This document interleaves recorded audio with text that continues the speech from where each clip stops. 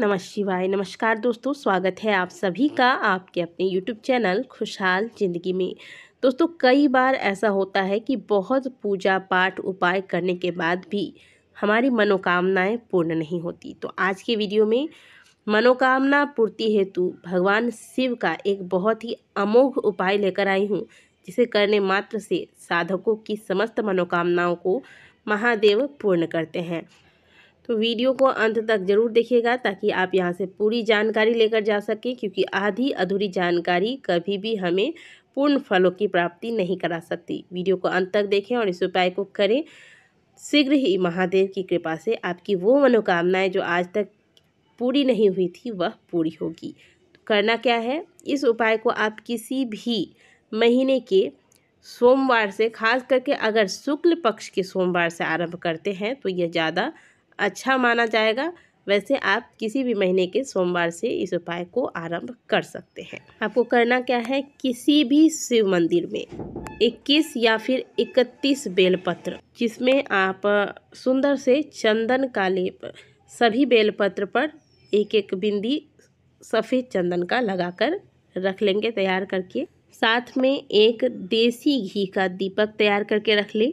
दीपक घर से लगाकर नहीं ले जाना है आपको, दीपक मंदिर में जाकर ही आपको लगाना है। और साथ में 1 लोटा जल ले लें। इसके अलावा यदि पंचामृत की व्यवस्था आप कर सकते हैं, दूध, दही, शक्कर, मधु और घी मिलाकर, मधु यानी कि शहद, ये 5 चीज़ें मिलाकर पंचामृत की व्यवस्था अगर आप कर सकते हैं तो इसकी व्यवस्था कर लें। और नहीं अगर हो पाता है तो आप जो भी चीज़ें आपको मिल जाए सबको एक साथ मिलाकर तैयार कर लें और 1 लोटा शुद्ध जल घर से भरकर लेकर जाएंगे। इसके साथ साथ भगवान की पूजा में जो धूप दीप इत्यादि की व्यवस्था की जाती है वो सब बहुत ही प्यार से भगवान के लिए आप सुंदर से थाली में सजाकर सोमवार के दिन से महादेव के मंदिर में जाना आरंभ करें। यदि आप शुक्ल पक्ष की पहले सोमवार से यह कार्य करते हैं तो अति उत्तम है, नहीं तो इसके अलावा भी आप किसी भी सोमवार से इसे आरंभ कर सकते हैं।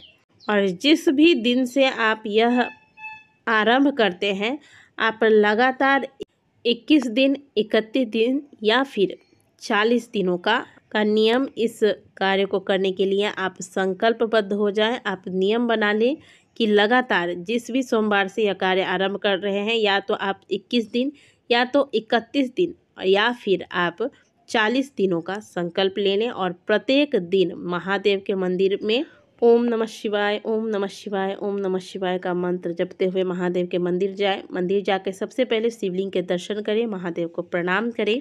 यह कार्य आप प्रातःकाल जितना जल्दी कर सकते हैं कर ले। इसके अलावा अगर आप मान लीजिए सुबह सुबह 6 बजे 7 बजे नहीं जा सकते तो इसके अलावा भी आप 7 बजे के बाद 8 बजे 9 बजे तक भी यह कार्य मंदिर में जाकर कर सकते हैं। महादेव के दर्शन करने के बाद सबसे पहले जो घी का दीपक लेकर गए हैं इसे लगाकर सदाशिव को अर्पण करें। सबसे पहले 1 लोटा जल महादेव के शिवलिंग पर समर्पित करेंगे, ओम नमः शिवाय या फिर श्री शिवाय नमस्तुभ्यम का जाप करते हुए। साथ ही यदि आप पंचामृत बनाकर ले गए हैं तो वो भी महादेव के शिवलिंग पर आपको अर्पित करना है। यदि पंचामृत की व्यवस्था नहीं हो पाती है तो शुद्ध जल से ही महादेव का अभिषेक करें।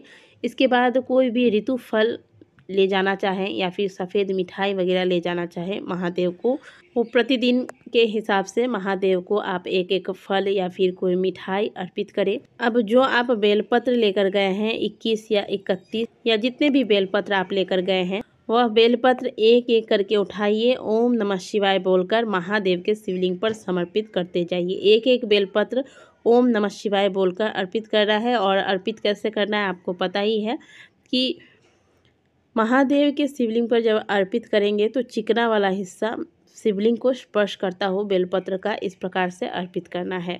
और बेलपत्र पकड़ते किस प्रकार से है, बीच की जो उंगलियां होती हैं यहाँ पर अंगूठे के माध्यम से बेलपत्र को पकड़कर दबाकर फिर महादेव के शिवलिंग पर अर्पित किया जाता है। और दोनों साइड की उंगलियों से बेलपत्र का स्पर्श नहीं होना चाहिए। इस प्रकार से महादेव के शिवलिंग पर बेलपत्र अर्पित करें। इसके बाद आंकड़े का पुष्प, सफ़ेद वाला या नीला वाला जो भी आपको मिल जाता है, 5 या 11 मिल जाए तो बहुत अच्छा है, नहीं तो जितने मिल जाए एक एक करके महादेव के शिवलिंग पर अर्पित करें।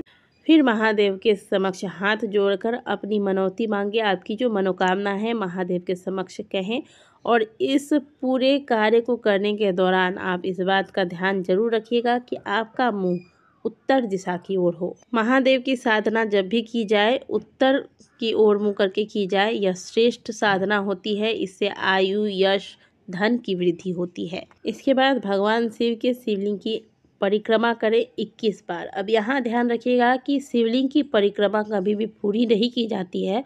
जो जलाधारी का भाग होता है, जहाँ से जल बहकर बाहर निकलता है, इसे लांघना नहीं चाहिए, इससे बहुत बड़ा दोष लगता है।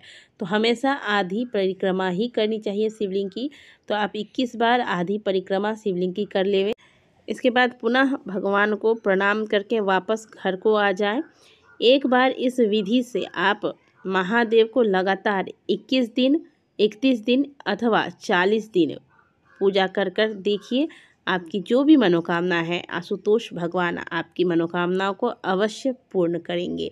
अब इस बीच में ध्यान रखिएगा कि आप जितने भी दिन का संकल्प लेते हैं, जैसे महिलाएं लगातार 30 दिन या फिर 40 दिनों तक नहीं कर पाती हैं, बीच में पीरियड्स की समस्या होती है, तो आप 21 दिन का ही संकल्प लें। लेकिन जो भी आप संकल्प लेते हैं इस बीच, ये एक तरह की आराधना है, एक तरह की साधना है। तो इस बीच आप जो भोजन लेते हैं उसमें मांस, मदिरा इत्यादि का सेवन ना करें। इस बात का सदैव आपको ध्यान रखना चाहिए। इस उपाय को स्त्री, पुरुष, बालक, वृद्ध कोई भी कर सकते हैं। अगर आपने बहुत कुछ कर लिया है, अभी तक आपकी मनोकामनाएं पूर्ण नहीं हुई हैं, तो ये विधि, जो पूजा की विधि हमने बताई है, इस विधि से महादेव को प्रसन्न करना बहुत ही आसान है। अवश्य कीजिएगा। वीडियो अगर आपको अच्छी लगी है या फिर दी गई जानकारी आपको अच्छी लगी है तो वीडियो को लाइक करना ना भूलें। कमेंट बॉक्स में हर हर महादेव अवश्य लिखिएगा। मिलते हैं आपसे अगली वीडियो में। तब तक के लिए ओम नमः शिवाय।